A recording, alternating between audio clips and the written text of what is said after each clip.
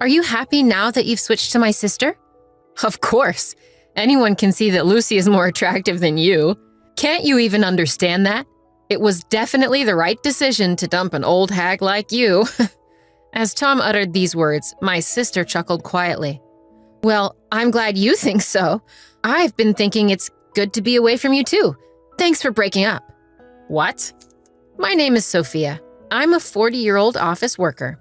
Until very recently, I had a boyfriend. His name is Tom, 2 years younger than me, and we met at a mixer party. I wasn't planning on attending the mixer, but my colleagues convinced me to go, just to make up the numbers. I had doubts about being the only middle-aged woman there, but all the men were 35 or older, and many were close to my age. I thought I could have a good time, and I had a lively conversation with all the men at the party. Amidst all this, it was Tom who was keenly interested in me. Tom and I had similar tastes, such as liking the same artist, smoking the same brand of cigarettes, and enjoying the same food. We clicked well, and Tom started inviting me out on dates and for meals. After that, we started dating and our relationship progressed smoothly. Sophia, your cooking is delicious. Thanks. Maybe it's because I've lived alone for so long, and I used to cook a lot as a substitute mother for my younger brother and sister. Oh, you have a sister too. I'll have to say hello to her sometime. At that time, I didn't think much of it, but now I feel that him mentioning only my sister, not my brother, hinted at his flirtatious character. We started dating about 1.5 years ago, and even then he showed signs of being emotionally abusive. Sophia, is dinner ready yet? Just a little longer. I'm making it now. What? I'm starving here. You're really inefficient. Despite us both working, he didn't do any household chores. Although he often came home earlier than me, he would just laze around on the sofa watching TV. What, stew again? Give me something hearty or fried. Yeah, make croquettes. Well, if I start making croquettes now, dinner will be very late. Huh? It's easy to make those things. You're really bad at this. Just go to the grocery store and buy some. Tom would boss me around and give orders like this. He also mocked my appearance. You're really ugly. Whenever he saw a beautiful female celebrity on TV, he would compare them to me and hurl abusive words. He would also call me an old hag, which was quite ironic coming from him, who was only 2 years younger. Whenever he got irritated or things didn't go his way, he would insult me to keep his mood up. However, he was very gentle at other times, saying things like, I love you, Sophia, or I feel calm when I'm with you. So I thought that the occasional insults were just a sign of him showing his true feelings because he loved me. Looking back now, it was a shockingly foolish interpretation. I came to realize the old saying, love is blind, is indeed true. After we had been dating for about 1 year, he started coming home late.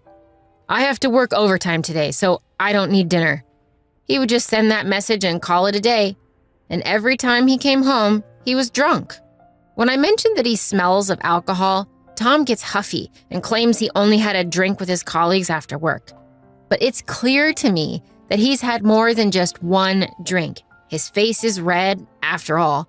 But if I push him any further, he'll yell back tenfold, so I don't have any choice but to stay quiet. However, I couldn't help but sigh when I found business cards from strip clubs and brothels in his suit pocket. Well, if he's stressed out from work, I guess he needs some sort of outlet. But even though he's dating me, he still does these things. He's called me an old hag and an ugly duckling before, but I believed he still loved me as a woman. However, these days, he hasn't been doing that sort of thing. He's been satisfying his desires elsewhere. I've been wondering if we can even still call this dating. But amidst all this, Tom did something surprising. Today, it's on me. Let's go get some sushi. Huh? What's the occasion? Nothing much. Just a token of my daily gratitude, I guess. I found his shy response endearing, and I was excited to go eat sushi. It wasn't high-end sushi, but it was delicious, as it's been a while since I last ate sushi. When we got home from enjoying our sushi, Tom said, I've got some special beer at home for us to enjoy tonight. Oh, thank you. I was surprised since he hadn't done anything like this in a while. It wasn't a special day or either of our birthdays, so I couldn't help but wonder if there was a catch. Then, Tom bashfully dropped a bombshell. Well, I haven't prepared a ring yet, but how about getting married? Huh? It was an unexpected proposal. I was so taken aback that I couldn't respond immediately. As I sat there wide-eyed and stunned, Tom asked me, "Is it no good?" I was honest about how I felt. "I'm sorry. It was so sudden. I'm shocked." I see. I was happy, but I had to voice my concerns. I'm thrilled you proposed, but you've said so many cruel things to me, right? And it seems like you go frequently to those nightclubs. Why did you propose to me despite all that? When I asked, Tom responded while looking me in the eyes. I guess it's because if I'm going to get married, I want it to be with you, Sophia. I've said terrible things to you, and I'm truly sorry. I've taken your kindness for granted. I promise I won't say anything to hurt you anymore. So I want you to marry me. Being told that so directly, I couldn't help but be swayed. I accepted his proposal right then. I was suddenly so happy at the thought of getting married. I couldn't stop grinning. But even then, our old patterns didn't change. "Hey, old lady, get me a beer, will ya?" "Hey, didn't we agree you wouldn't call me old lady?" "Ugh, you're such a nag. Sophia, old lady, both are more or less the same 6-ish letters." "It's not the same at all. You're always nitpicking. It's annoying." "That's because you're breaking your promise. You promised me when you proposed. If this is how it's going to be, I can't bear it." "Ugh, then you shouldn't have accepted so easily." Saying that, Tom, irritated, took his beer and secluded himself in his room. Another day he shouted, "Don't get cocky, you old ugly hag. Any young woman is way better than an old hag like you." When he started talking like this, I too didn't hold back, replying, "If that's the case, why don't you find a young woman and move on? But you're settling for me because no young woman would look at you now that you're an old man, aren't you?" When I teased him like this, he would get furious, his face turning beet red. "Don't you have any sense of gratitude or awareness that you've been chosen? If that's how you want to choose, let's annul our marriage." "All right, let's call off the marriage." Saying so, Tom once again retreated to his room with a beer in hand. Looking back, he seemed to be drinking excessively around this time. Maybe his heavy drinking was what made him short-tempered and his words harsh. Still, the next morning he would apologize. "Sorry, it was my fault. I only have you, Sophia. Sorry for being such a lousy boyfriend, but I really want to marry you." When he said these sincere words, I, in the end, would always forgive him. A few months passed since he somewhat proposed, and finally we started preparing for the marriage. First up, meeting each other's parents. It was my first time meeting his parents, but they were very kind and approved of our marriage. Now it was his turn to meet my parents. "Ah, welcome, Tom." "Lucy, long time no see." My sister, who was living at home, greeted us. Tom had visited my home a few times and had met not only my mother, but also my brother and sister. It was his first time meeting my father, but my father is not scary, so he interacted with Tom normally. "So Tom and my sister are getting married. I never thought she would beat me to it." "Right? You're already in your late 20s. Time flies." "Hey, Mom, stop teasing me about that." My sister puffed up in anger while my mom laughed maliciously. In fact, my sister and I have quite an age gap. She is currently 28. That means there's a 12-year gap between me, who just turned 40, and her. Even though she's in her late 20s, my sister has a beautiful face, so she looks more like she's in her early 20s. My family approved of the marriage, and Tom and I steadily prepared for our wedding. But then, out of nowhere, he suggested we break up. I didn't understand why. Why? We're about to meet both families. We don't have to cancel the family meetings." "What do you mean?" Then the doorbell of our house rang. Wondering who it could be at such a time, it turned out to be my sister.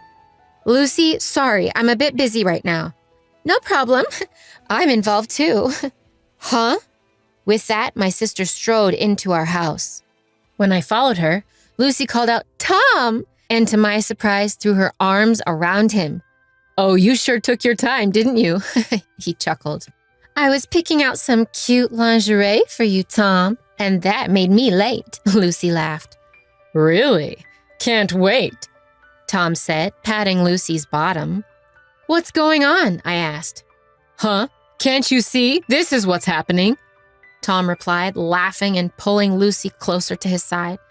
"I'm sorry, sis. I fell in love with Tom, and he fell for me too. So I'm going to be the one marrying him," Lucy announced, followed by a guffaw. Unbelievably, just before our wedding, Tom switched from me to Lucy, as if she had just proposed to him. I felt like I was about to faint from shock.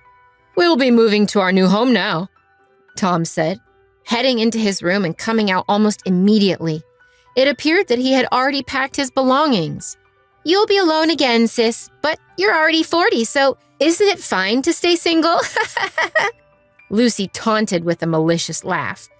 Even after they had left, I stood there in a daze for quite some time. What was the time I had spent with Tom all about?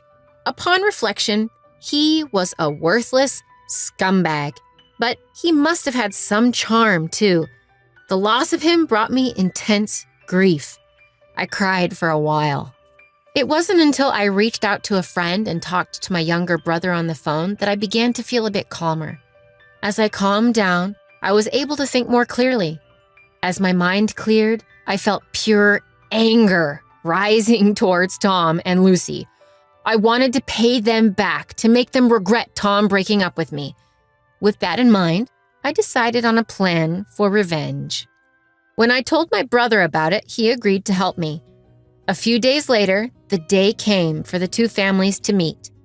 Apparently, Tom had not yet informed his parents, as they greeted me with, "Thank you for marrying Tom."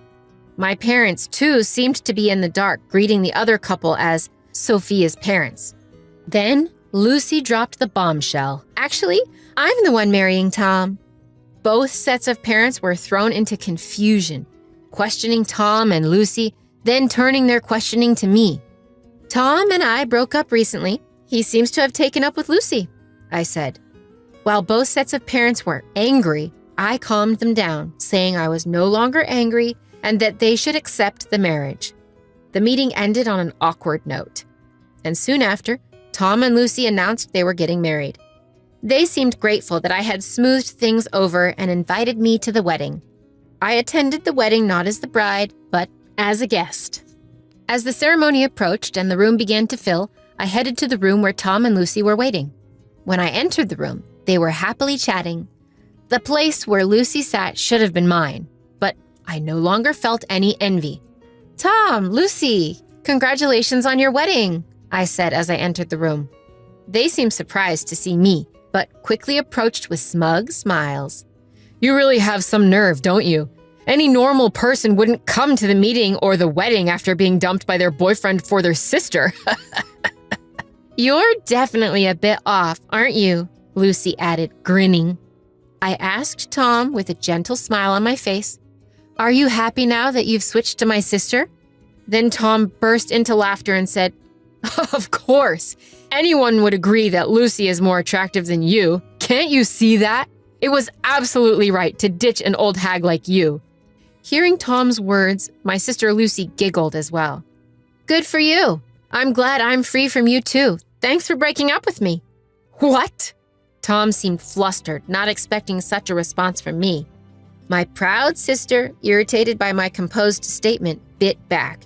"Sophia, you must be envious. You're pretending to be strong, which is lame. You must be unbearably regretting that I took your boyfriend, right?"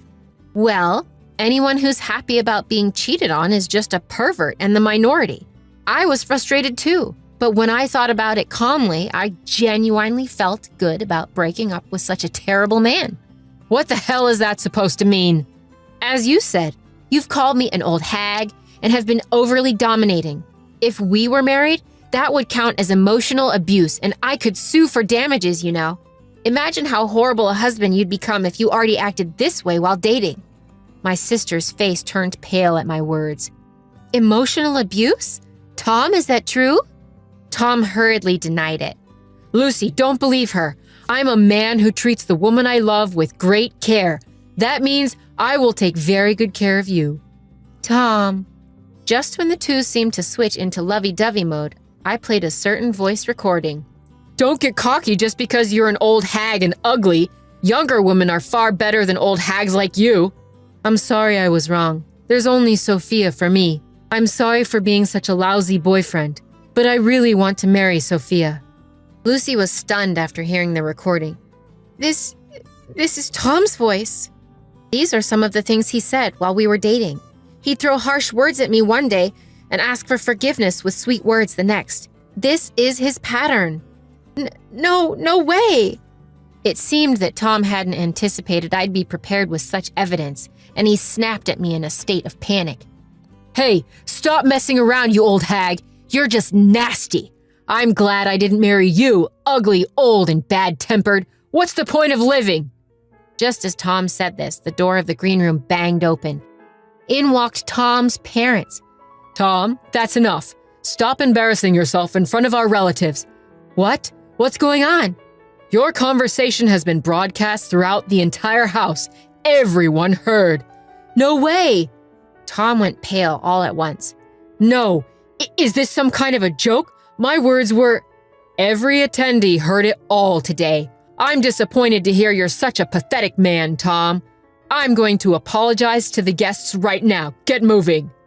Tom's father grabbed Tom by the scruff of the neck, and he was ushered out of the waiting room.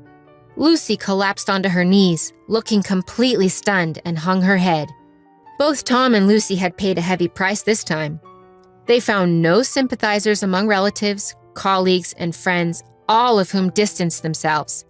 Tom, who worked in a predominantly female environment, seemed to have been demoted due to the scandal. Lucy, on the other hand, was warned by her friends that they couldn't hang out with someone who would steal her sister's fiancé, that their own boyfriends or partners might be next. As a result, no one invited her out anymore. However, once she found out that Tom was abusive, she seemed to have completely lost interest in him, and they ended up breaking up. But since they had already submitted their marriage license, they became divorced almost instantly after having spent a fortune on the wedding. Lucy was cut off by her parents, brother, and me after the incident and is now reportedly forced to live a frugal life in a cheap apartment working as a freelancer. Now, the reason why our conversation was broadcast throughout the venue at the wedding was because of a favor from my brother. He owns a company that handles sound systems, not just for large-scale events and concerts, but also for most of the weddings in our area. The venue for Lucy and Tom's wedding was handled by my brother's company. So, he explained the situation to the staff beforehand and had them put a small pin microphone on me to broadcast our conversation to the venue. I didn't expect Tom to make such a spectacle of himself, but the plan was a complete success, and I had my revenge. Afterwards, I decided to throw myself into my work.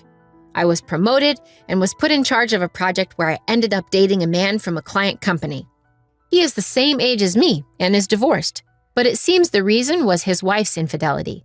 He is very kind, doesn't change his attitude suddenly or make harsh remarks, and always speaks to me gently.